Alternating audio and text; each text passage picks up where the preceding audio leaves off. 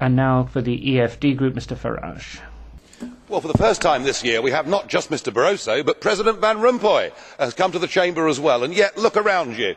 What have we got? 5% turnout amongst members? Well, they haven't missed much.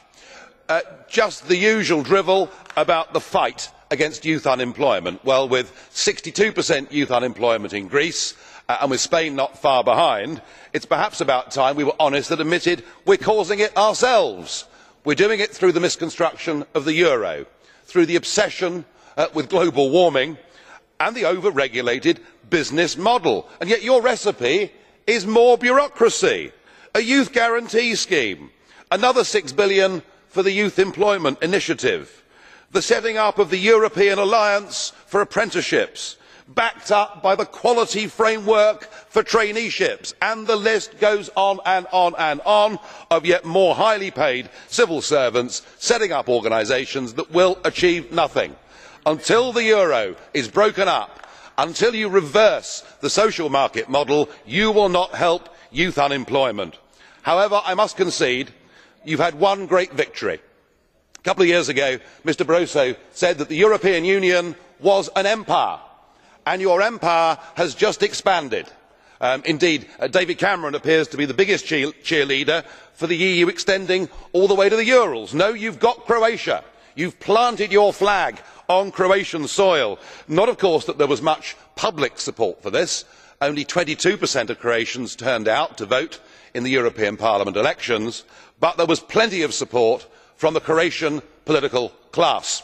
Oh yes, in fact the Prime Minister that negotiated entry, Mr Sanader, who of course was jailed for 10 years last year for selling national assets, well, he has been backed up by the whole of Croatia. They have sold out their country. They have done it for personal gain. They have done it to be on a bigger stage. And a country that has fought for 800 years to be independent, after 20 years has given it away to these guys in front of us today.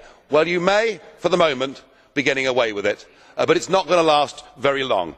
There is a gathering electoral storm. It is coming on the left, on the centre and on the right. You can hardly fail to notice what has happened in big countries like France, like Italy, what is happening in Finland, what is happening in the Netherlands, and indeed even what is happening in Britain. And I think the European elections next year present the opportunity for us to show you, Mr Barroso, that the European project is reversible, and it needs to be reversed for the betterment of the peoples of Europe.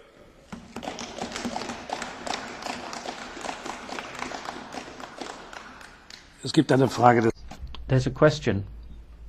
Mr. Daul has a question for you, Mr. Farage. On Croatia, Mr. Farage, they've had a referendum, and they've freely, by referendum, voted to accede to the European Union. We need to respect democracy and referendums. Don't you agree? Secondly, are you paid by European money or by UK money as an MEP? Sure, in the Isle of Man.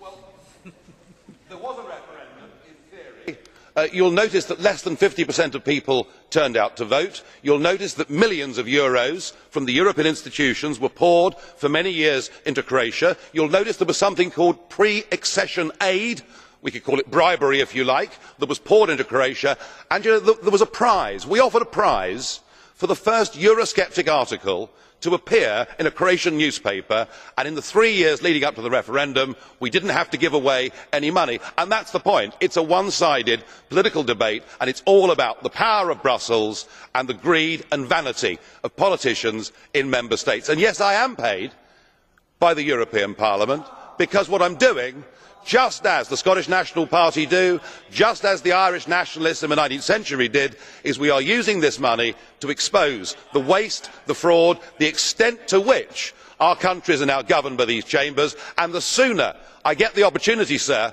to be the turkey that votes for Christmas, I will do so.